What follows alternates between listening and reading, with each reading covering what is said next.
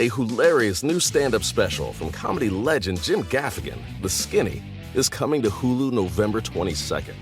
This Thanksgiving, see Jim in a whole new light as he gives you the inside scoop on everything from parenting teenagers to weight loss and gaslighting family members. For everyone in need of a happy hour, the new hilarious stand-up special, Jim Gaffigan, The Skinny, premieres November 22nd, streaming on Hulu. The holidays are all about sharing with family. Meals, couches, stories, grandma's secret pecan pie recipe. And now you can also share a cart with Instacart's family carts. Everyone can add what they want to one group cart from wherever they are. So you don't have to go from room to room to find out who wants cranberry sauce, or whether you should get mini marshmallows for the yams, or collecting votes for sugar cookies versus shortbread. Just share a cart. And then share the meals and the moments. Download the Instacart app and get delivery in as fast as 30 minutes. Plus, enjoy free delivery on your first 3 orders. Service fees and terms apply. Ask me. Ask Iliza anything. It's time to ask. Ask me all your questions. Leave them in the Instagram comment section. Leave them on your Twitter or leave them on your Facebook. We'll see them. We'll read them.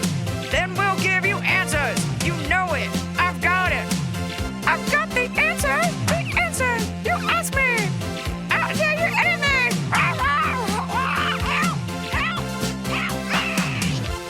You guys, with me today, we don't, this podcast is not just about comedians and other funny people. I like to seek out interesting people that are impactful on our society. Has anyone ever called you the Audrey Hepburn of the dating app world? No, but I grew up obsessed with Audrey Hepburn when I was a little girl, so I'll take it. Because that voice you're hearing right now is Alex Williamson. She is the chief brand officer at Bumble. So she's, of course, Whitney Wolf Herd is the creator of Bumble, and you guys are BFF. Yes. And she hired you, but you are sort of the muscle and brains behind the operation. Well, I think that the entire listen, our original team that launched it, there were 4 of us. I was the oldest at 27.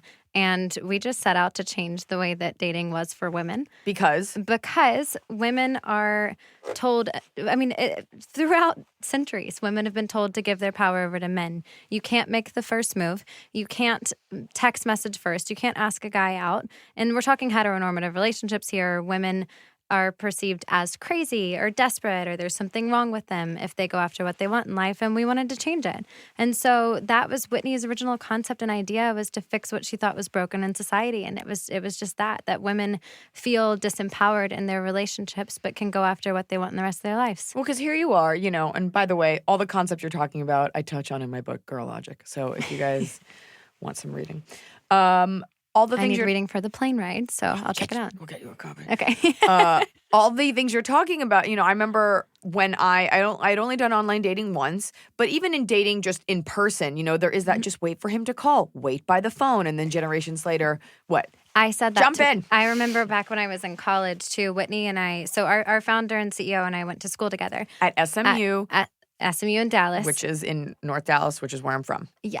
Yes. And it's a very Southern mindset. And I remember Whitney was always somebody who wanted to go after what she wanted in dating. And I'd be like, you can't do that. It's just not part of it. It's not part of the way that things go. You're going to get a bad reputation or whatever. So I was totally guilty of being one of the women that perpetuated the problem. Well, I don't think you're guilty of it. It's not even a problem. It's just, it's what society has ingrained in all of us. That is the way that it can be. We're all brainwashed to an extent. Yes. Even in the way, the things that we want to change, I sometimes have to take a step back and I'm like, oh, but why did I say that about that girl? Like, yes. It's these natural things. It's all of these things. I think women are pitted against each other from, we always have been. And it's, we're pitted against each other because we are trying to get the man, or we're trying to prevent somebody else from getting the man, or we're trying to get the job because so few women are able to get the job. And we immediately see another woman as competition instead of a support or a friend.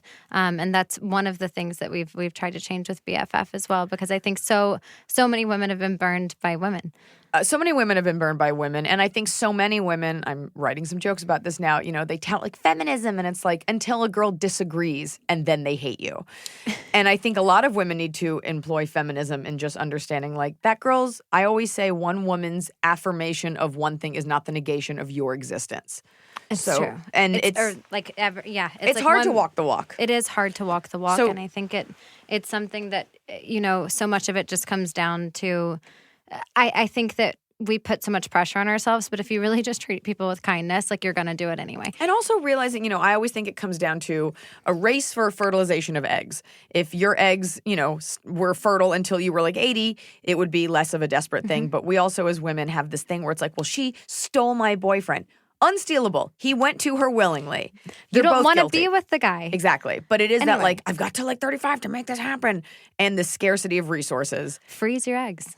Okay, I disagree with that, but because it's expensive. It is it's very not guaranteed. expensive. It's very expensive. It is, but But we see other women as the reason we're not getting X, Y, and Z. And my whole thing is like, come to that table, be undeniable, and don't be replaceable. And then you don't have to be afraid of anyone. And also, I think that the more that we help each other gain success, the more room there is for success for all women. That's very fair. The more we create, the more there is. And Bumble definitely walks that walk, talks that talk. You mentioned Bumble because we all know the dating app Bumble. And the whole impetus for it was that you wanted women to feel empowered. So Bumble's, I guess where they come from is women get to make the first move. Yes. And dating apps had never done that before. No, and women were harassed online. So oftentimes it's the fear of rejection or perceived rejection that causes that historically it caused men to be very aggressive towards women. Not historically only, bully. presently. Like presently still, yeah. And Yeah. so we put women in control and saw the harassment drop. That's great. On our platform because when it's like that need to peacock constantly as a man to get the attention and knowing that you're up against however many other men trying to get attention on an app. And then once you flip the script and give women the opportunity to say hello, it's like the man can like exhale. Plus, she wants to say hello. Yes. So let her do it. It creates intention. Mm-hmm. I love that. And I've never gotten to use it, but I do love it. It's a very feminist, it's a very empowering thing. It gives guys a break too. It's actually wonderful for Not guys. all- not all guys We have such positive feedback from And men. men are nervous too. They're people too. But imagine, like, there are so many men who it is out of character or uncomfortable for them to approach women at Totally. a restaurant or at a bar. Think about like the how much pressure it is on a man to walk up to a group like of women out on a girls' night A out herd. and say hi to one. Yeah. It's like this crazy amount of pressure on a man too. And I think that so many men are shy or maybe like don't know what to say. So then it flops and then it creates this lack of confidence. And we were just trying to flip it in a way that actually creates, like empowers both sides. Think of all the hot, like quiet, silent type dudes you know. Those are the ones Missing to go out for. on them. Yeah. Missing out on You're those missing hot, 'em. quiet mutes. Look for them in the corner. So we've got, look for them in the corner. And not too much in the corner because then it's like, what are you doing in the corner? Then they're in the dark. Creepo. If they're in Yeah. the dark corner, then it's creepy. If he's in your closet, do not go to that man. Fall has fallen, winter is on its way, the days are shorter. But just because, well, they feel shorter. And just because the days feel shorter doesn't mean your to-do list gets any shorter. You still have to power through your busy days. And a great way to do that is with nutritious food from Factor's no prep, no mess meals. At the end of a short day in the fall or the winter, the last thing you want to do is have to cook. Factor has got you covered from breakfast, snacks, dinner, anything in between. Factor has easy, nutritious options to keep you fueled, like their chicken Florentine with spinach and garlic chili cauliflower. You bet. That's what I want to make myself at the end of a day where I am exhausted and my husband isn't home. Whether you like routine or you enjoy mixing things up, Factor has you covered with 35 different delicious meals every week and over 60 additional convenience options you can add on, like keto cookies, pressed juices, and smoothies. And because Factor meals are chef prepared and dietitian approved, you're going to love not only Factor's meals taste, but also how they support your goals, even if your goal was just making yourself dinner. Head to factormeals.com/Iliza50 and use code Iliza50 to get 50% off your first box and 20% off your next month. That's code Iliza50 at factormeals.com/Iliza50 to get 50% off your first box plus 20% off your next month while your subscription is active. The holidays are here. And for a lot of us, the holidays mean decorating, hosting, celebrating. For me, it means a lot of traveling, and nothing feels better year-round, but especially during the cozy holidays, than a restful night's sleep in soft, luxurious sheets. Boll & Branch's signature sheets are made with the finest 100% organic cotton, and they get softer with every single wash. You already know that I got Boll & Branch this summer when I needed breathable sheets to sleep in, but this holiday season, I'm actually gifting some of my friends and family Boll & Branch's Ultimate Softness Bundle. I get to choose a signature hem sheet set in any color, a signature hem pillow set, and a waffle bed blanket. And they're all getting juniper because I think it's a classy color. This way, you know you have something nice to sleep on when you visit. It's the perfect gift for you and them. Gift you and your loved ones a better night's sleep with Boll & Branch. And right now is their best offer of the entire year. For 25% off plus free shipping on your first set of sheets, head to bollandbranch.com/Iliza. That's Boll & Branch, BOLLAND branch.com/Iliza for 25% off. Limited time only, exclusions apply. See site for details. So finally, fall is here. I have been looking forward to it. I have had a hard year in a good way. You know, like I had a baby. I have been on a nonstop tour, nonstop traveling, and it's been hot. So I'm looking forward to, of course, pumpkin spice, everything, cooler weather, and slipping into a cozy sweater from Quince. I've talked about Quince before. Quince has beautiful leather jackets, cotton cardigans, soft denim, and so much more. All Quince items are priced 50 to 80% less than similar brands. Dressing expensive doesn't have to be expensive. Their clothing is beautiful, it's durable, it stands the test of time, and it's what I like to call a capsule wardrobe. I got an Italian wool cocoon coat. That's one of those, you know, it's got like a European collar and it covers my butt so I can walk around New York City and not be chilly. And Quince only works with factories that use safe, ethical, and responsible manufacturing practices. Get cozy in Quince's high-quality wardrobe essentials. Go to quince.com/Iliza for free shipping on your order and 365-day returns. That's QUINCE.com/Iliza to get free shipping and 365-day returns. Quince.com/Iliza. So we've got questions. People have questions. They've got questions about the app, questions about life. We're going to kick it off with one. This is one that a lot of people wrote in.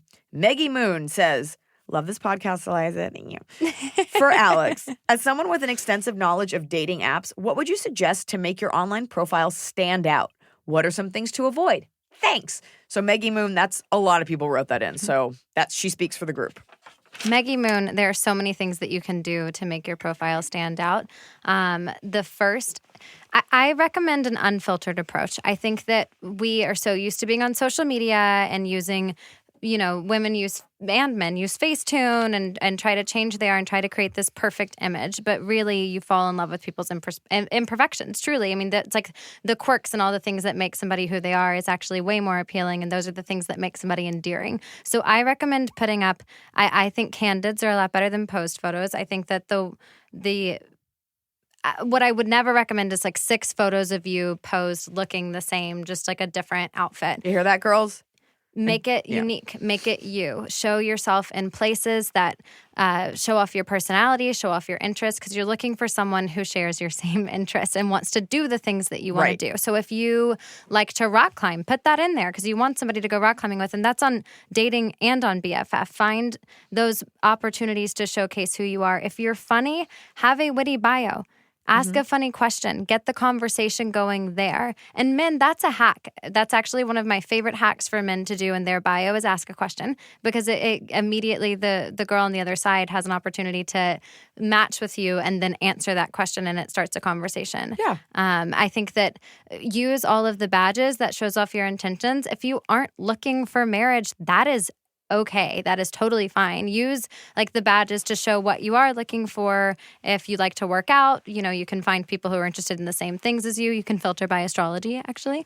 All right. And then, I know, depending on if you believe in it, it's actually a very popular filter. I believe that it is with women. Because people are like, I don't want to date a Taurus. Totally. You know, rules to live by. Hard science. Hard science. The hard science to live by. And then I would also recommend using, like, we have questions that build out your profile, and use those to show off who you are and your personality. I would use the Spotify integration as well if you use Spotify, and showcase artists that you listen to, because I think that's another way to connect with people is through music. And then your Instagram integration. Note on that, it is not going to show your username, and it's not going to link back to your Instagram. It just pulls photos. So you're not going to have somebody finding you on Instagram. Like creeping on you. Yeah. So I think what you're really talking about here is don't be afraid to just show you. I think a lot of girls, when you think about dating, it's like, well, look, it's so competitive. I want to look pretty. I want the guy to think I'm pretty. You don't want the guy who just wants like the hot, blonde, thin girl, because there's a billion of those, and you probably don't want that guy. You want a guy that's right for you. So I think sometimes as people that are dating people miss the idea that's like we're supposed to be finding someone that is going to be our best friend, not someone that just thinks we're hot that's going to have sex with us and never call us again. You want somebody who's your best friend. You want somebody That's who what you you're feel like looking you for. can be yourself around. And it's scary. And I think people get nervous. It's like, well, look, I really love collecting dolls and I don't want to put that out there because it's creepy. It's like, yeah, but someone's going to like that. Someone will. You don't want someone that doesn't like that. But the best thing about being yourself from the get-go is that it weeds out the people who don't like you. And so you don't have, like, you never have that worry of like, oh my God, am I going to, like, you know, that people talk about, like, when can I start being weird? Like, just be yourself from the beginning. I think it's also, you know, people like to cast a wide net so you can whittle it down. It's like, think about it though. Yes, you might get a bunch of hot guys that are like empty in the head. You're wasting so much makeup going out with these. No, everybody's gone out with that guy. Let You're your like, skin breathe. Yeah, he's so hot, but he's wrong. Yeah. You're like, but what if I am the girl in the back of the motorcycle? You're not. You're the girl that collects dolls and you love your terrarium and you watch Friends on repeat. So you be that girl. We all watch Friends on repeat. Or I think Frasier. most. Yeah. Or Frasier, and my husband watches it with me. It So, is, but to see, you found somebody because you were who you are. He tolerates it. Yeah. He tolerates it. That- Yeah. That's, but what, that's you what you want. That's what you want. Is someone that will tolerate your weirdness because they want to have sex with you and think you're so great, and they be with you. I actually think that when you are weird, like when you are yourself, it gives other people permission to be that too. And Totally. so I just think that the more you can put yourself out there, the more other people feel that way. And if it's not love, it's an interesting conversation and you gain a new friend. So I think that we put so much pressure on dating in general. It's like we have to find the one. It's exactly what you were saying. It's like that clock ticking. Like you have to find that person when really all the whole journey is really, I think it's more about learning about yourself along the way and meeting new people. I mean, it's so obviously, I think some people are listening and they're like, whatever, because it is easier said than done. And when you are in the throes of dating, like I remember when I was doing it, you're going out with like so many guys, just trying to, you're like, it's almost like you're digging through a pile of sweaters. You're like, where's that one perfect sweater? It's also exhausting. It's exhausting and manic. And it's tough though. It's tough to hear that when you are in the trenches, but take it from an elder. And I don't know how old you are. You might be 10 because your skin is so flawless. But from someone who's in the industry and someone like me, it is worth it to take a beat and just be like, and by the way, let's eradicate the word picky from the way we describe women. She's not picky. She knows what she likes. Yes. And there's nothing wrong with that. I agree with that. That Also, bothers take me. it from a divorcee. Don't find the right person for you. There's no rush. Let me ask you a question. Answer. She's like, I've got it. I'm ready. I'm so poised. I'm so thin. Get ready. Do people ever? I don't know what kind of trolls you get because like they come in all shapes and colors and sizes. Do Are people y'all coming my way soon? I mean, All you trolls? No, I'm I kidding. tend to have they'll find you, but it won't be because of me. Oh, I know they find me. Yeah. Do people ever don't hold it like- against you that you're divorced? Like how can you represent a dating app? Or am I just making up something horrible right now? Well, this is the first time you're actually As a my comic, first troll. I have to find the Yeah, oh, you're my no! first troll on this topic. Ugh. I've had trolls for sure because when you're putting something out there that is trying to end misogyny or change the gender dynamics, of course, there's backlash. What, on men that. don't like that? No, it's amazing to see that. Men I feel so strangely don't bad like now. that. I honestly thought people would say that just because people always find a reason to be anti. I actually think that getting so one of the things that I am so excited about with Bumble is that we're challenging the status quo. And I think that part of that is destigmatizing divorce. I think that somebody walking away from a marriage that is not suitable and is not working for them, if it's a marriage or a relationship, actually takes a lot of courage. And I think that most of the time when people say, I just got divorced because I went through this, everybody says, oh, I'm so sorry. And you're like, actually, no, this is Feeling great. Feeling good. I learned a lot about myself. I learned a lot about relationships. I feel like I can be a better partner and lover and friend and everything now because I've gone through this experience. And I think that those are the things that actually, as hard as they are, shape you and make you. I would argue, one of my favorite relationship experts is Tracy McMillan, and she's been divorced 3 times. And it's like they're the people who are willing to go there and learn the lessons and learn what doesn't work. It's definitely something that is much more ubiquitous now than it was several years ago. And, all my parents are divorced. And my mom was, was a strong single mom. She got married again, kind of got it right. My dad's on his 3rd marriage. Like, I think it's also this tool that we use to shame women, but it's okay for men. Like, oh, he's a divorced dad, but a divorced mom. It's like, oh. And it's like, well, what courage and how important that is that you know yourself better and you get it right the second time. Yeah. There you go. But that is life. It's Going life. through Ariana Grande has that stupid song, Thank You Next, which I think she's a little flippant about it, but okay.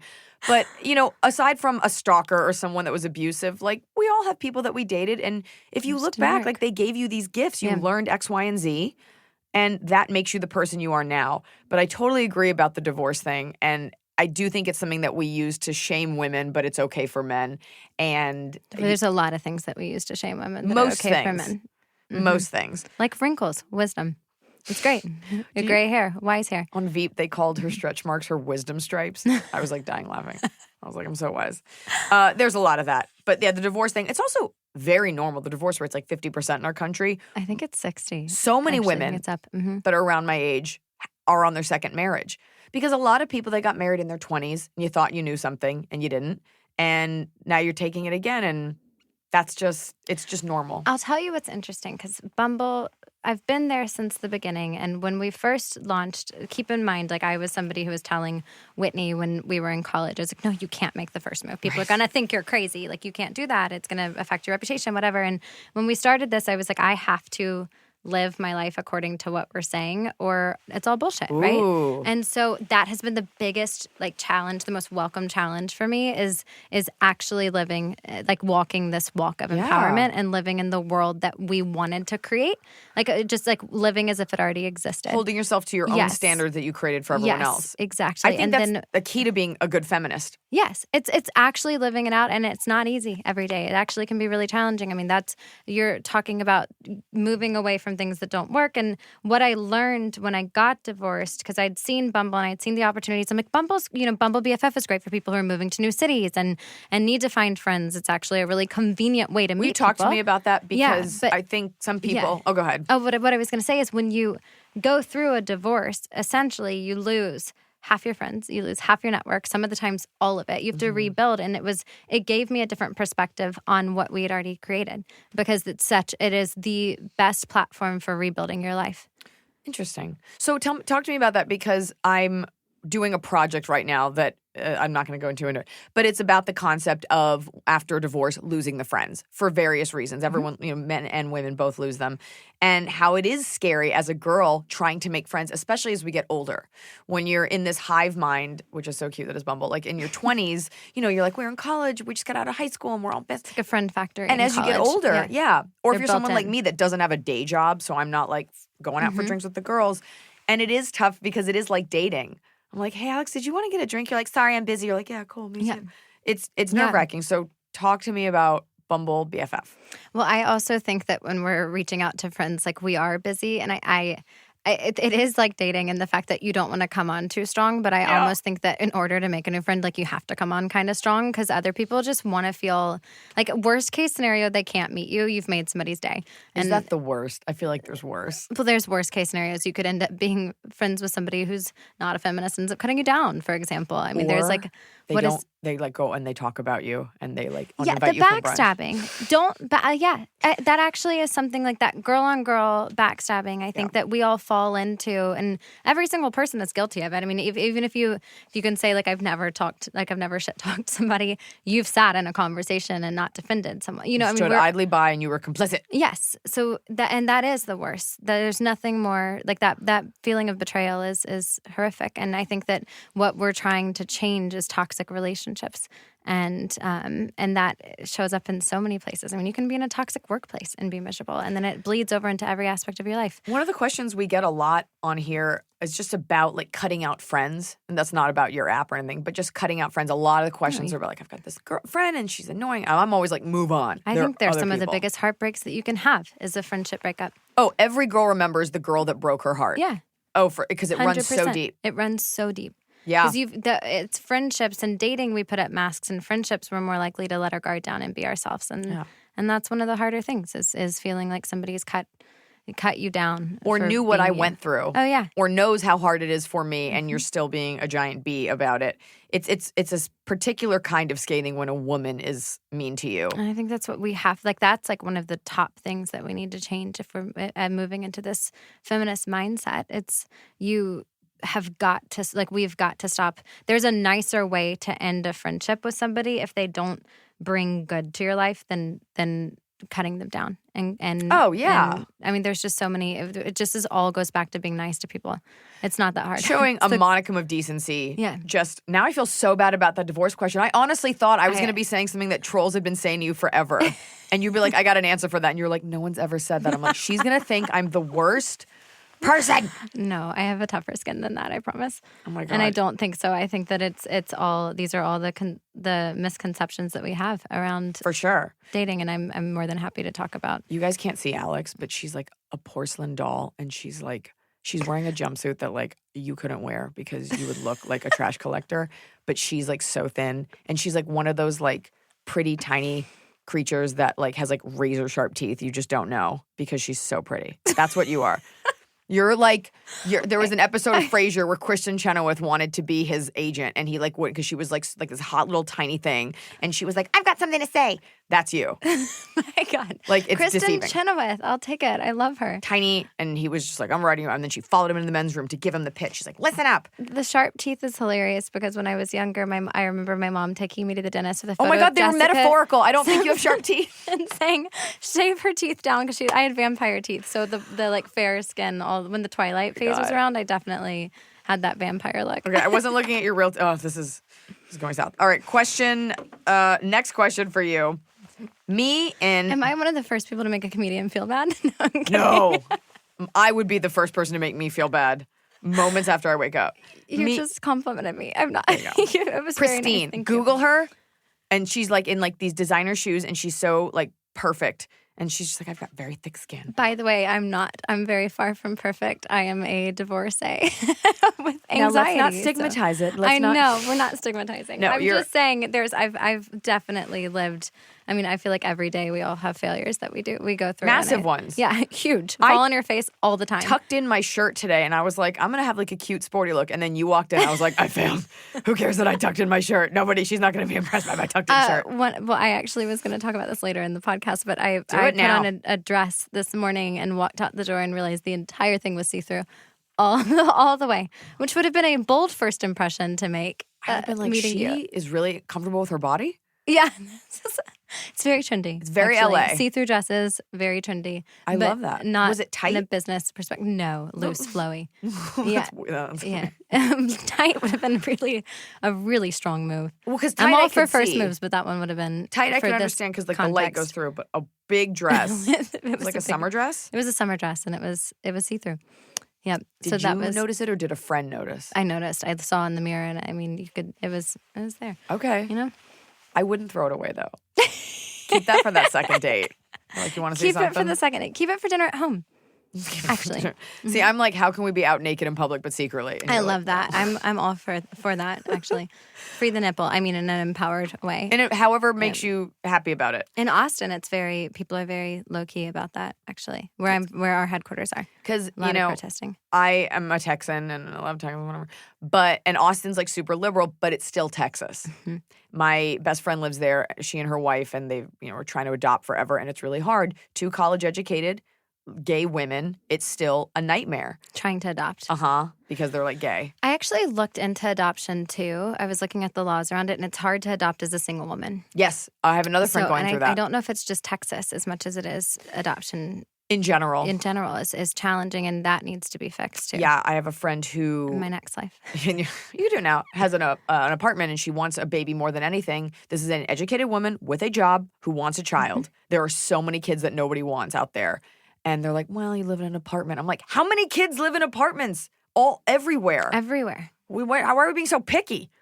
Anywho, me and Bobby McGee. Yeah, no. I absolutely, I love that you just said me and Bobby McGee, but I agree with you on that and on adoption. I think that, as I was saying earlier, freezer eggs there are so many expensive alternatives. Adoption's also a very expensive alternative to having kids, but I think that. Let me pitch you something. Go for it. Kidnap a baby. Oh my God. You agreed because you laughed. No, let me pitch you something else. Bumble baby. It's adoption. People swap out their babies. Actually, not a bad idea. There you go. Bumble baby. All right. We have a lot of Bumble babies, actually. Babies that have been Bumblebees. Yeah, babies that are created because of Bumble, which is a trip that to me is. It's been around that long. It's been around that long, yeah. And that it is helping facilitate life in the world. Is pretty. Well, you know cool. what? Then I'm going to switch my question because this feeds into this one. Did we ever talk about BFF? We can. Okay. But this feed, like, as a host, I'm like so impressed with how I'm going to string this together. Hannah Rico says, my husband and I met on Bumble. So we often get asked by our single friends how to choose matches, start conversation with matches, or even what to include in a profile. You kind of already answered these questions, I suppose. But I'm sure there is that thing. I met my husband on a dating app. And when I say the dating app, which I shan't do since it's a competing dating app, people get angry. They're like, yeah, I was on that and I didn't meet anyone. And I'm like, okay, well, I'm sorry. Oops, I did. Yeah. You're right. Like, Yeah. people, they get very defensive about it. I also think that there is, I remember when we launched and I was on the app all the time and I would see in bios back then, we can tell people we met through friends or we can tell people we met at a bar. And it was this feeling of being embarrassed to say that you were on a dating app. And so that was one of the very first things that we had to combat. Like when we launched, dating apps did not have a good reputation and nobody wanted to be associated with them. And we were like, we have to we're changing dating apps for women because the harassment and abuse rates were outrageous. And that was the experience that women had. And so we were trying to change that, not only do that and say like, hey, you're going to want to be on this app. We promise it's cool. Like you're going to want to be involved in it. And then you're also going to have to make the first move for the first time. Right. And we're we're getting very close to 1 billion times that women have made the first move on Bumble in 4.5 years. Because Subtle Sydney says, and this, I like that name, Subtle Sydney. Yeah. How can you correct people's negative perceptions about Bumble and dating apps in general through branding? So I wanted to stick that in to say I got to your question, but you did just answer it. Yeah, that's the answer. So in the beginning, we created the whole idea and what we were launching around was creating a space for our friends to be able to date, right? I wanted to have a space where I could date, but also it just is hard. And so we were we were talking to women, and I think we were one of the first tech companies to actually come out with a voice that was directed at women by a woman. Definitely. And I think that helped us really change the narrative around it. And it's so much more than just, and instead of talking about here's success, here's marriage, here are the examples of what you can find on this platform, we were like, dating is hard and it sucks. And when you're a woman, you're shamed for sleeping around. And Everything. So we were talking about, the stride of pride instead of the walk of shame, or, saying posting things. We also were one of the first brands to do a meme account.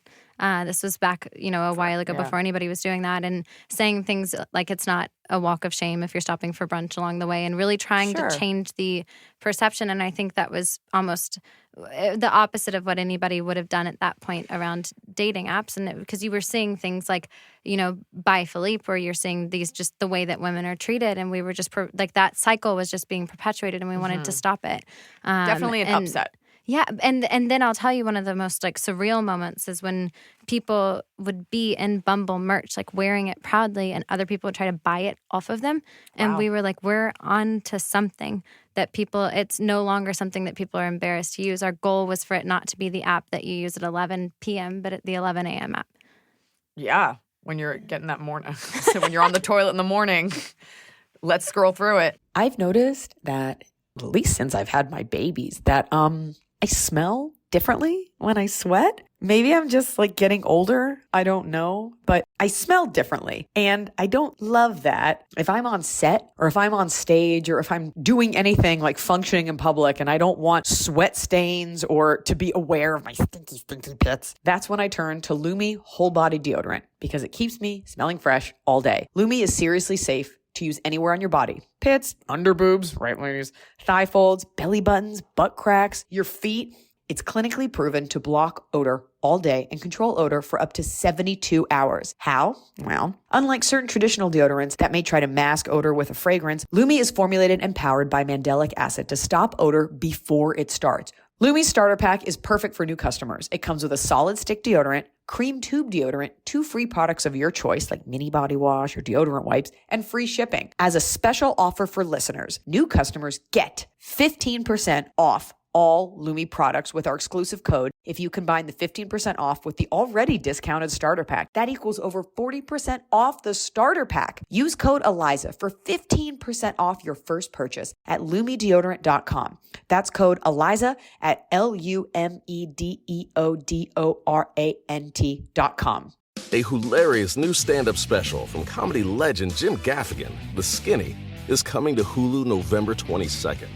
This Thanksgiving, see Jim in a whole new light as he gives you the inside scoop on everything from parenting teenagers to weight loss and gaslighting family members. For everyone in need of a happy hour, the new hilarious stand-up special, Jim Gaffigan, The Skinny, premieres November 22nd, streaming on Hulu. But it is interesting because I remember as a kid, all the AIM chat rooms, like that was where weirdos went to like meet online. Yes. And then over the last 10 years, it's gone like, it was obviously there was a tipping point. It clearly wasn't overnight, but it went from online dating to like, yeah, of course it's online dating. I don't have time. Like people will say to me, I'm embarrassed to say that we met the old-fashioned way, and I'm like, that's wild. You met in real life, and that's the old-fashioned way. It's just nobody has time, and it is accessibility. Like you can meet people that you would never have the opportunity to meet otherwise. And I think a lot of girls' frustration is funny because I talk about that in my last stand-up special, just about how we don't have those stories anymore. Like I met your grandpa at the show, at the soda show, because now it's like you swiped. But we do. Of course. I think so. But here's the thing that I think that is one of those things that people always say is, well, I just want to meet somebody the old-fashioned way, or I want it to be the story in person. I mean, yes, you meet online, you have that first interaction, but the first interaction truly is the first date. Yeah. And on that first date, this is what I was saying earlier, like your quirks and those moments that make you, like those awkward stories of like meet cutes that turn into love, all of that takes place on the first date.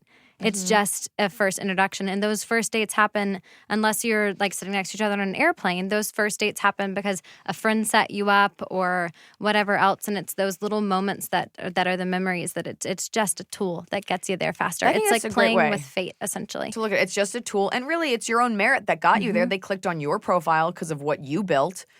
And also like the old fashioned way, like what? He stalked you at work until you said yes. Like, my best friend set me up on 12 shitty dates. And then I finally said, okay, because I was tired. You just settle in to life. Yeah. So but it's interesting how the stigma is completely gone.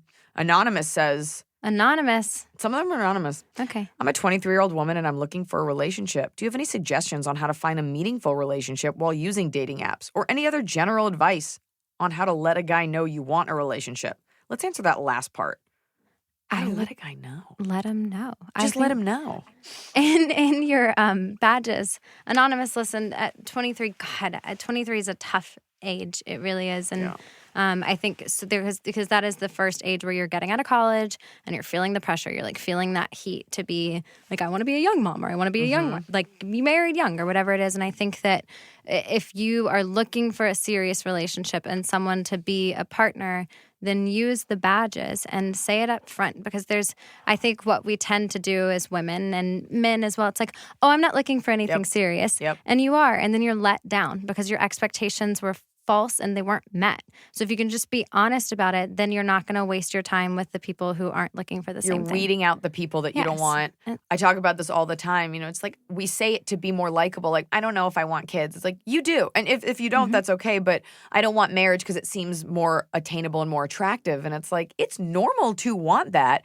It's abnormal that he wants to just keep sleeping with women until he's 80 and vilify you. But also, the frustrating thing is it's so unfair that it's normal or it's glorified that he's sleeping around till he's 40, and then a woman who's in her 30s and single, there's something wrong with you. I mean, that whole concept is absolute. It just has to go out the window. I also think it really comes down to, how do you carry yourself? You look at someone like Selena Meyer on Veep, who just like sleeps with people and has like no soul, and you're like, I still love her. That works. Or Elizabeth Taylor, who had 5 divorces. And then you have the friend that feels so bad for themselves. And like, one of these women I find empowered. The other one carries herself like she's pathetic. So she allows herself to be shamed. If you carry it with pride and you're like, this is what I'm doing, you teach people how to treat you and how to see you. But I think, yeah, I agree with that. And I think that if you're feeling shame on yourself, like I think that we all carry a message of shame in our lives that we're not enough and we're looking for somebody else to like validate our existence. And I think that if you're feeling shame for where you are, then it's a good moment to stop and like make sure that you're accepting yourself first. And it's tough. That is like the hardest thing that we can do is to stop looking. It is a lot of work. So we look for other people to do it for us when you can do it yourself. And then I think that's where the confidence comes from. Absolutely. So you don't need anybody else.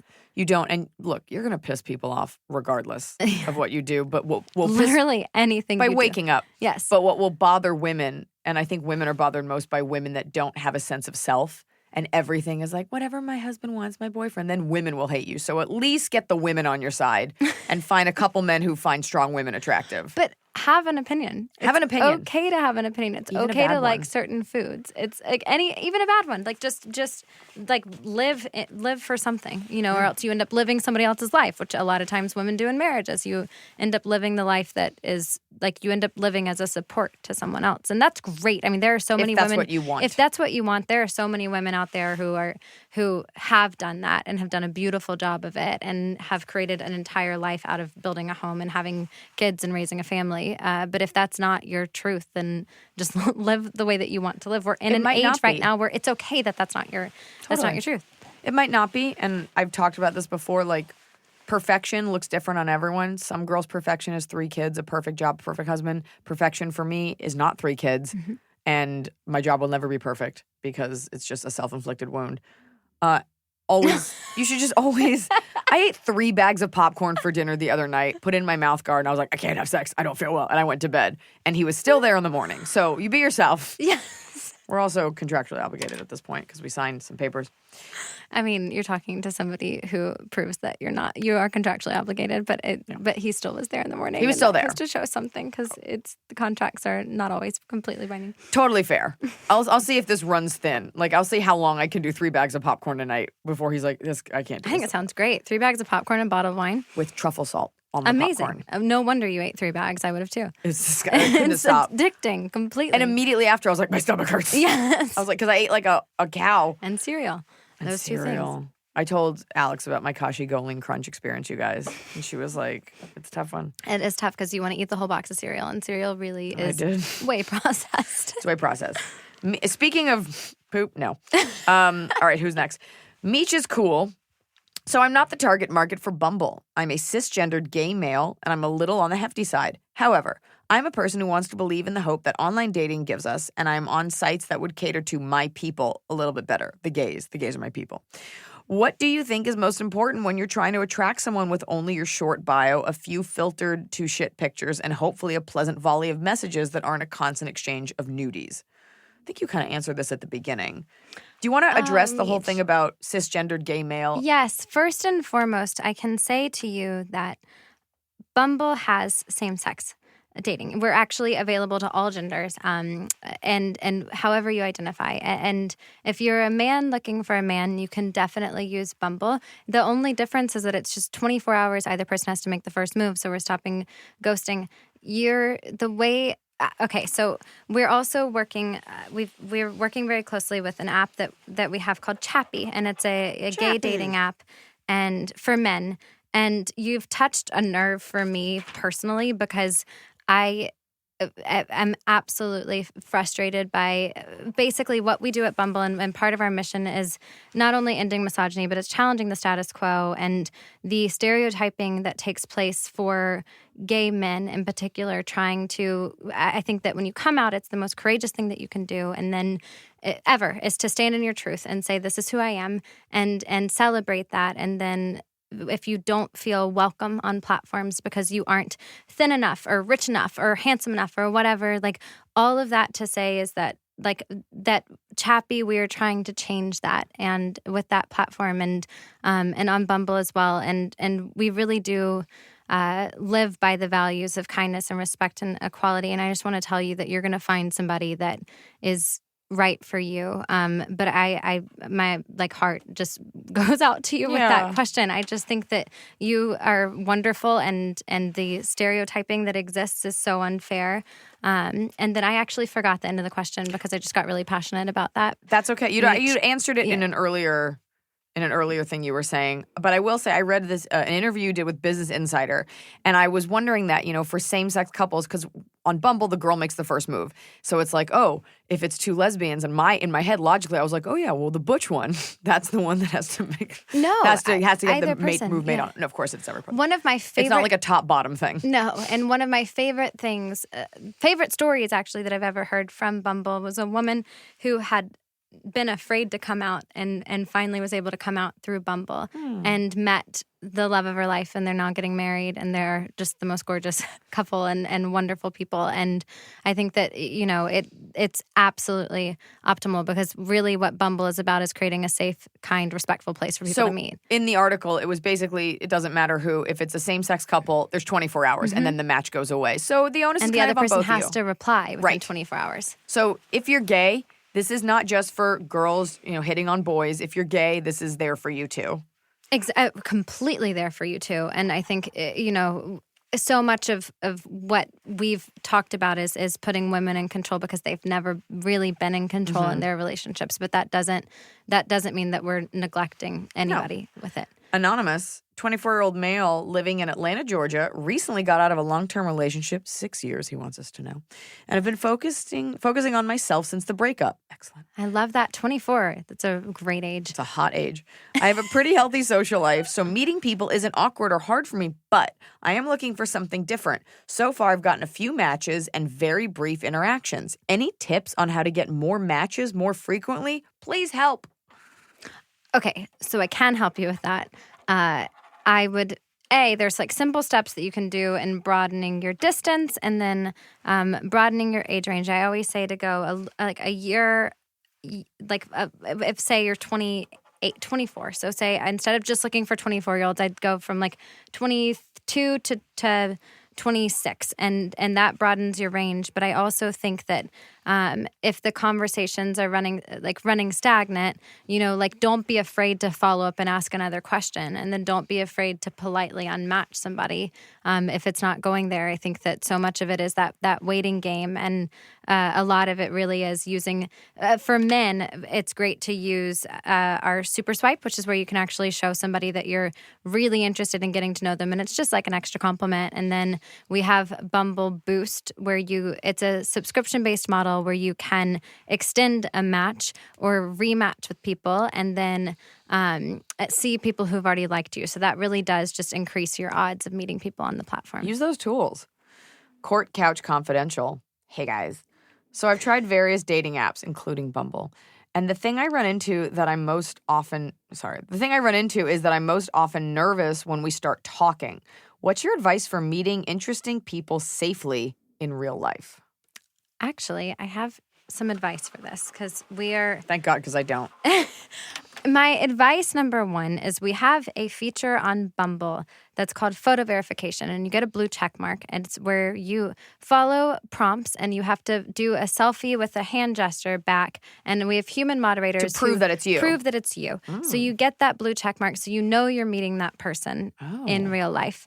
Secondly, even though that's there, anytime that I go on a date through Bumble, I actually require a FaceTime date beforehand, or a FaceTime conversation. I think, listen, we're living in a day and age where also it's a waste of time if there's no chemistry when you meet. And I think that FaceTime, strangely, is an awkward enough interaction where you can see if the other person's going to be able to hang. So I've done things when I'm traveling where I'll say, I'm not in town, but why don't we have a glass of wine on FaceTime? And that way that you is have so cute. The opportunity to meet that and have so a first cute. date digitally. And that actually makes you feel safer to go into a second date. But don't be afraid to ask questions and almost screen the conversation. So I've actually gone, as a Bumble user, I have been in conversations that are so, you get to know the person so well, you feel like you've had a first date already, and then by the time that you show up for the date in real life, you're hugging because you feel like you know each other. Regardless, it's a friendly thing. And I just would, you don't need to go out with anybody ever if you don't feel safe and you don't feel comfortable. And so there are all of these steps that you can do to make sure that you do. And then I'd like to add, just because safety is one of the most important things to our team, is if you ever feel uncomfortable or anybody ever says anything or does anything that's rude or offensive, please block and report them. Our team will take care of it and take appropriate action against it, but also you're just helping out the next person. Yeah. So if you've had a bad interaction, let us know, because we want everybody to have a good experience. And so you're kind of paying it forward and helping the rest of the community stay safe as well. Yeah, think about how many times you've been on a dating app and swipe and you're like, oh, I went out with that guy, he's a creep, or I know that guy, ugh. But they're just, you throw them back in the water and it's it's another girl's problem. I think that's fair, as long as obviously, because then you get people that cry wolf. So obviously you guys take measures to make sure that was a real offense, not just he said something rude. You know, like it has to be, because we don't want like a just situation like that. The bottom line is just be kind and There's be just honest. no reason. Like there's just no reason to hurt someone else's. Like that's, I think, part of dating and part of being an elder dater Yes. is that you should not, like, it's just so much easier to not stand in the way of someone else's happiness because it wasn't yours. That's the other thing, like getting angry. And I think both sides do this where it's like, oh, I really liked you. It's like, but I didn't like you and there was no blood exchanged here. No. So sorry. And not taking it so personally. Like it is personal. They didn't think, but then you don't want that person. If they don't see it, you have to keep that in mind that you don't want to fight for that. You shouldn't have to fight for anything. No. And I'm one of those people who will set other people up with somebody that I've dated because I think too. that it's so fun. So like, much. Dating is, we should all want to help each other find. Can I tell you something? Happiness. On my first date with my husband, I'm not going to say her name, he said to me, because he's like, his moral compass is so firmly implanted. He was like, I just want to let you know that you and I have a friend in common, and I slept, this was our first date, within like 3 hours. We were already shit canned. And he was like, I just want to let you know, I slept with a mutual friend of ours, and if this goes somewhere, I don't want that to be something that's a secret. And I go, who? And he said the friend, and I was like, great choice. I love her. And then I was angry because at the same time, he and I were both single, asking this friend, do you know anyone? And like it never occurred to her to put two people with blue eyes together so we could have a blue-eyed baby.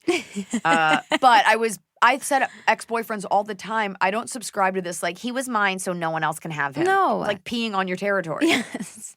You're welcome to all my ex-boyfriends. Most of them. Some of them were crazy people. But All the of rest, mine, too. I think that, if it didn't work for you, it doesn't mean that it's not someone else's treasure. cup of tea. Yeah. One woman's trash is another woman's treasure. I also don't believe in that. It is what you're saying. Trash of people. Well, Right. I mean, I just also think that we like, I hate that term like that we use where it's like, oh, you can take my sloppy seconds. Right. I think that that's just, this is all the game of life. And it's. One woman's tried on man's suit. Didn't fit her, perhaps it'll fit someone else. Amen. Man suit, we like that better. We like that. Good. Julie S., advertising and marketing student here. What would you say was the hardest thing? Well, I guess you did answer this, but I'm going to ask the question anyway, and you can answer it however you want.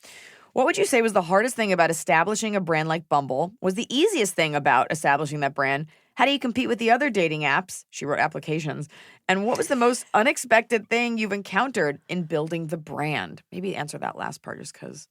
But you do whatever you want. What was the most unexpected thing that we encountered in building the brand? So a couple things there. I think, we came out with this idea and concept, like empowering women and creating equality is baked into the DNA of our product. Right. This was pre-2. This was pre-Me Too and Time's Up and the Women's March. And I think that as the social footprint of women's empowerment has grown, so has our responsibility.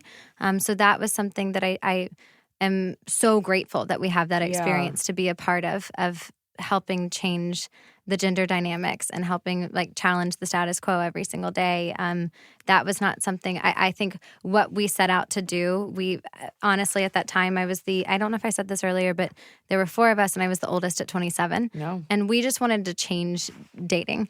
And I think in that we started to realize actually when we first, like the first media came out around Bumble, it was like feminist dating app. And at that time, feminism wasn't on, like it wasn't something that people were proud to say. It wasn't a word people were cool of. No, and we thought that nobody would want to be a part of Bumble because of that. And we started doing our homework and research and we were like, hell yeah, we're feminists. Like it just okay. means equality. That's all you guys it were means. ahead of the curve. Yes. And so, and with that came a lot of responsibility and, making sure that everybody feels like they can be men and women can feel empowered on our platform and feel like they have a place to go where they're going to be safe and respected. So that is something I think also what's been so fascinating to me is when we launched and since then, because I work at a dating app, I hear people's like some of the most intimate details of people's like lives, their personal relationships. It's something that people are kind of an open book about because they know that I'm in the dating space. And so I've learned so much about relationships through that. And that has been one of the greatest like privileges of being a part of this company. That's really cool. I think with differentiating it as a brand, we were just unabashed about like putting ourselves out there and having an opinion and doing something different and talking talking to women and talking to young women and having that voice. And I think that we took risks that none of us, like Whitney had experience because she'd been part of building an app before that, before Bumble. But the three of us who were a part of it didn't. We didn't have a marketing rule book. Like there were no guidelines that we were following. We were just doing anything that we could to get the brand out there. And so we weren't afraid to take risks because we didn't really see them as risks. Like I remember there was a moment when we publicly banned a user who was inappropriate and went on a misogynistic rant against a woman. Right. And we... Was he a comedian? No. Oh, this is someone else? Horror. No, and we never released the guy's personal information or last name or anything like that. We just used his first name. And we wrote this piece, and it was something that no company had written a public letter to a user before, but we wanted our users to know that you can't treat each other like this on our platform. This is a no-go. You're going to get removed from the platform. It's kind of medieval. You strung him up for everyone to see. Without actually showing his name. Of course. Yeah, but the idea. We used that idea as a concept to throw, to show that we stand for something and that we had a mission and that we had values that you had to live by. And the platform started, well, first off, what was crazy about that was we released it at 7 p.m. on a Friday night, which is don't publish. That's the worst time that you could ever publish anything. And it was viral it went viral over the weekend. And it became a moment where our platform started to police itself. And people knew how to treat each other based on what Bumble stood for. You teach people how to treat you. And I think that's just it. It's not being afraid to have a voice that's different than the others. And because everybody is doing one thing in branding, do the opposite. Mm-hmm. Don't do what everybody else is doing, because then you just become noise and a. Well, it's fascinating because everything that you're saying, I'm just listening to you and I don't know you or anything like that. But everything that you're saying, you really are preaching what you practice in terms of the way that you tell people to brand themselves on their own apps. You're don't be like everyone else. And your company, it's very refreshing to hear the ethos of this feminist movement holds your company accountable, and you really do make those efforts to uphold all the things that you say that you stand for.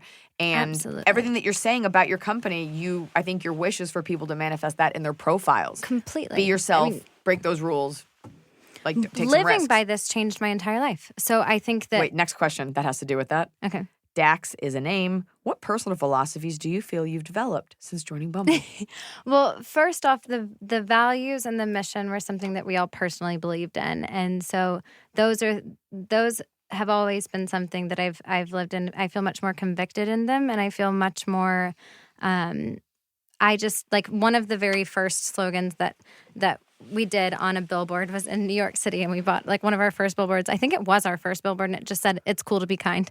And that was what we put out there as a message in the beginning. And I think that we've been able to kind of break down that being mean to each other is the way that I think we're hitting a stride where it's not as cool. It's not as tolerated. It's not as tolerated. Cool. Yeah. And that wouldn't be a personal mantra necessarily, because I kind of have always been a big believer. My mom, actually, interestingly enough, when I was growing up, if I didn't stop and say hi to everybody that I passed, in the grocery store or whatever, my mom was you weren't very nice to that person.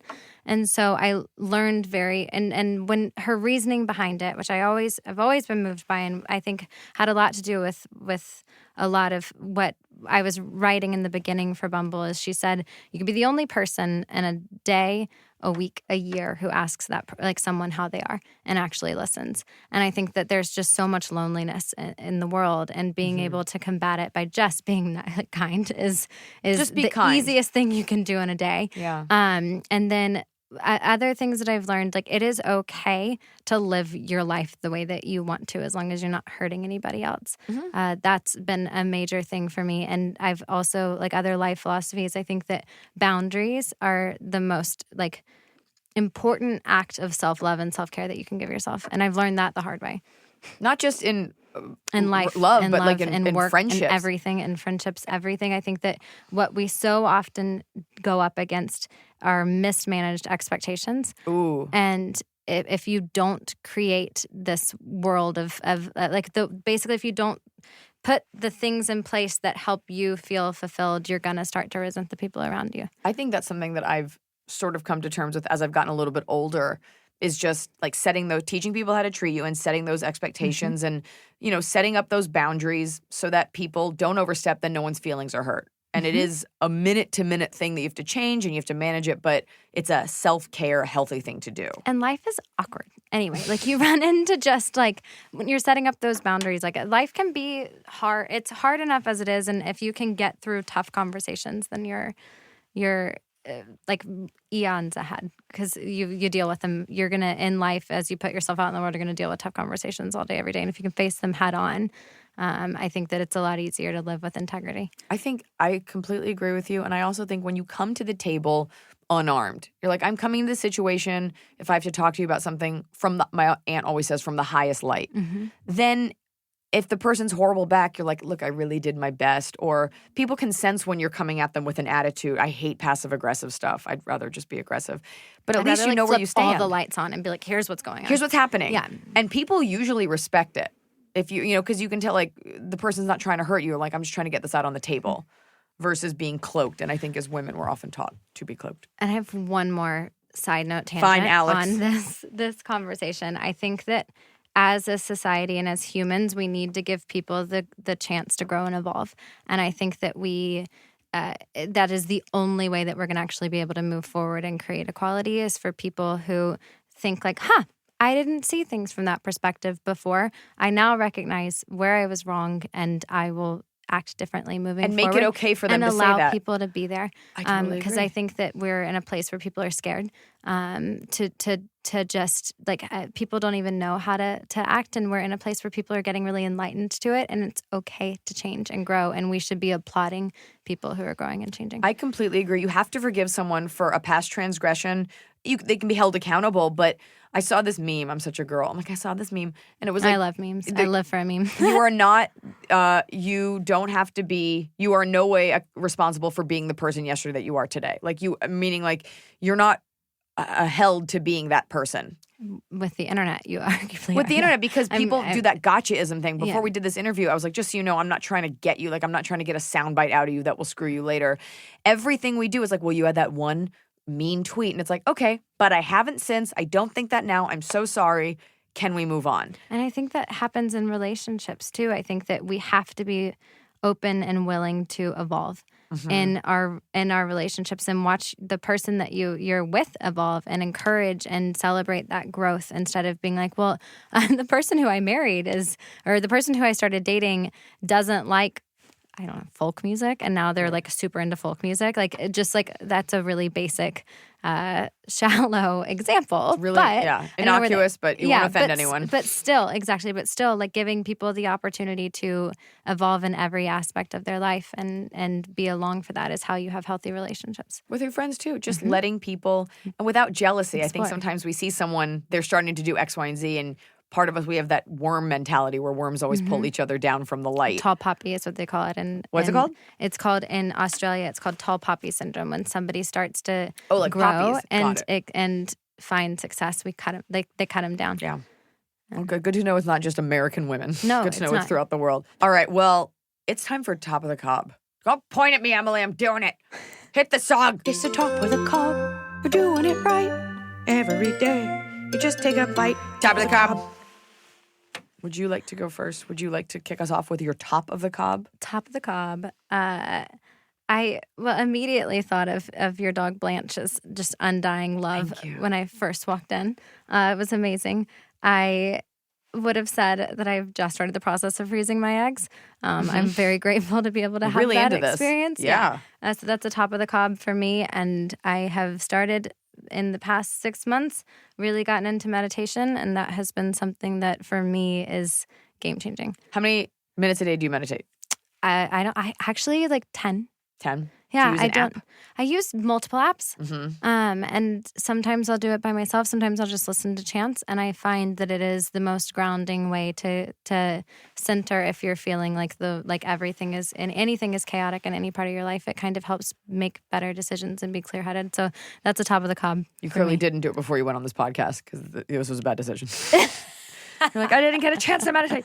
Do you meditate? I did meditate all in the throughout car. the day? All throughout the car? Yeah. Heidi Klum does that. Like, she's like super into it and she can Well, meditate. me and Heidi Klum. I mean, obviously. Me too, guys. I'm best friends too. I don't do it every day. I'm not like I would be lying if I were like I'm some sort of guru. I'm far from that, and far from a loyalist in any way to like a practice. But I am. But you're I'm an enthusiast. I'm an enthusiast, exactly. Mine is a lot less grounded. Mine is much more superficial. I had someone came over, not someone, a friend, my friend Bonnie came over and folded all my clothes in my closet and organized it in a way that now when I walk into my closet, it feels like everything's brand new. I love that. And I'm like wearing outfits instead of just like throwing on sweatpants. You're like grabbing different things. Yes. And shopping your closet. Yeah, shopping in my closet, things that I never would have done. And it's tough because I've outgrown some of my jeans, but like I kept them. And she was like, throw out the jeans that don't fit. And I was like, they'll fit one day, which is a lie. But it feels really nice to like have access to clothing and feel like a person. This is a put together outfit, even though it looks like I'm going to the gym. I actually walked in and saw your outfit and I was like, damn, she looks cool. Thank you. Yes. Feeling is mutual. Bottom of the cob. Do you want to go first? Sure. Unsolicited dick pics. Yeah. Bottom of my cob. Excuse Scott, my French. Bottom of Scott's cob, too. Why? Yeah, it bums everybody out. It's a bummer. I just think, there's so many other ways to get attention and to feel excited. And I think that it is, if nobody is asking for it, it's, we are trying to fight to criminalize it right now. That's lewd a great images idea. online. And I think that it is just as invasive and offensive as if you were walking down the street in a trench coat and flashing somebody. Don't do it. It's not going to get you a date. It's not going to get you the right date. Who's the woman it worked on? I want to know where she lives. Can we get her on? Like, I would Who is love she? to talk to the woman who that happened. And she's like, all right, I'm in. On second thought, I don't think it's ever happened. I don't think so either. She's a myth. And yet, this behavior has not died out. It has evolved from the flasher to the dick pic. I think we see dick pics less as the internet takes measures to blur these things. We have on Bumble, we're launching the private detector, which will be able to notify you if our AI detects that there might be a lewd image. But also, since the beginning, photos have been watermarked with people's faces and names. So if you take a screenshot of that We're going to dick know. pic, we're going to know who you are. It holds people accountable and it gets rid of the creeps. Absolutely. It's the worst. Instagram, not to mention another app, but Instagram has, it blurs the image to let you know. But I just love like opening my things and like sometimes I'll be like, I think it's a dick, but what if it's something amazing? Oh, it's a dick. And it's a dick. I always stop. I'm like, oh, it wasn't just a giant hot dog. Nice, It's a dick. and it's so strange.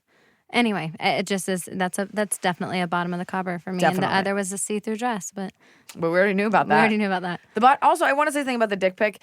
I get like some guys are like, yeah, it's funny. I upset her. It's beyond upsetting. It's horrific to see, and it's not funny. Nothing about it is funny. If you think that's funny, you need to brush up on your sense of humor and like, come up with some better jokes. You don't deserve a woman. It's like I think there's a rush that comes along with it that is actually, I would say there's something mentally unsound about it. Yeah. That's not coming from any background of medical experience, but needing to send that for some sort of a thrill, right. You need help.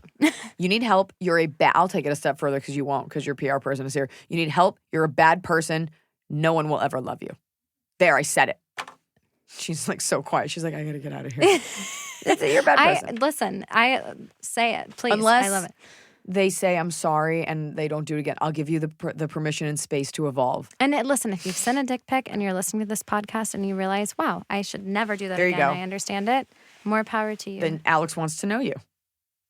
Send in your profile. Like, you laugh and then you get quiet. And I'm like, yeah, of course there's a chance to. Yeah, because I think there are guys that don't realize that they have creepo behavior. And then you say something, you're like, That's it. There's that education that just There it needs is. to take place. And you know what? The internet, I always call it's the cheesiest thing in the world, but I always call it the wild, wild web because there weren't any rules to it. It's true. There were none. And people don't know how to act. And it's immediately like this chance for like porn or we didn't know how to whatever monetize else. YouTube for like 10 years. No. And so I think that, as we're building guidelines and infrastructure and reminding people about how to be like kind to humanity online, all it takes is a simple shift in your perspective and do something different moving forward. Nobody wants to see your dick. No. My bottom of the cob, keeping this tradition of not being morally subscribing to anything groundbreaking. It's champagne. I don't like it. And I know I'm supposed to love it. I know girls love champagne. I never want to drink it. It's too sugary. I think champagne's overrated. You hear me, France? Red wine makes my face turn bright red. So I'm not a big red wine drinker. Champagne always gives me a headache too. I get it. I feel it. So what do you drink to celebrate? It's fun because it's sparkly. Yeah. But I don't want to drink it. I'm a tequila person. Love tequila. Always. Tequila, reposado. Tequila's also a party. Like, tequila's a party drink. It's always. It's the drink that you just always feel good. It's clean. It's also I like it. the drink where... Sake's fun. Sake's fun? Mm-hmm. Sake's a great one for celebrating. Yeah. Okay, that's what it'll be. Yeah. No more champagne. Alex, thank you so much for coming on. And you guys, if you want to follow her, she's at Williamson. How you got that handle, I don't know, on Instagram. Her Twitter is private. It's her life. It's her business. Don't even try. And of course, if you're out there, you're looking for a friend in a new city or in general, you're looking for love, you're looking for a fun time with a new person. Business connection. Check out Bumble. You will find less dick pics sent to you on Bumble than any other platform. And that's a promise. And if you ever get one, report it. And we will take care of it. Yeah. Thank you so much for being on the pod. Thank you for having me. Of course.